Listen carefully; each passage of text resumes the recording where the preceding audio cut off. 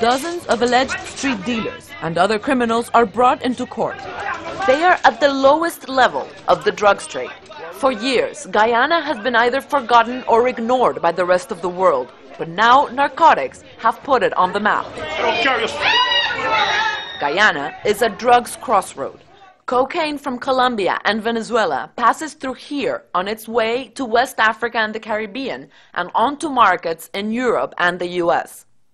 Here in the anti-narcotics unit headquarters, we were shown the latest drugs confiscated.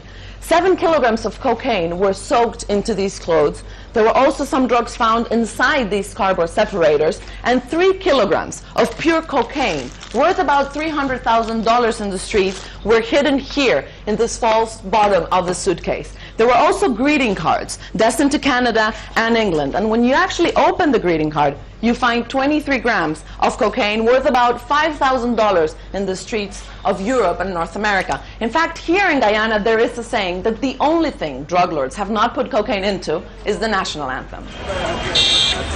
Guyana's mafia organizations have become the international middlemen. They sell drugs for almost twice what they pay for them. An underfunded police and thousands of kilometers of unpatrolled borders make it difficult to combat the drugs trade. You see, these people have lots of money, and so they can pay you 5 or 20 times the amount of money you work for you to facilitate their operations. But the government is fighting back. A quarter of the anti-narcotics police was fired after corruption allegations, and a new anti-drugs chief has been named. I am concerned about my safety, but I take adequate precautions. In his first ever media interview, he asked us to hide his face because the drug lords have a bounty for anyone that brings them his picture.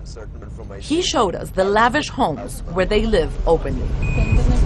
That's the home of Ricardo Rodriguez on your right. This is the home of Mr. Barry Dataram. We're trying to extradite him to the United States, and he's currently in hiding.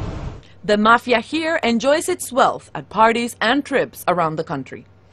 Singh says even the owner of the latest shipment of cocaine to Canada is free in Guyana. The reason? His unit lacks the necessary means to arrest him or other drug barons, and no one has been convicted in his country for drug trafficking.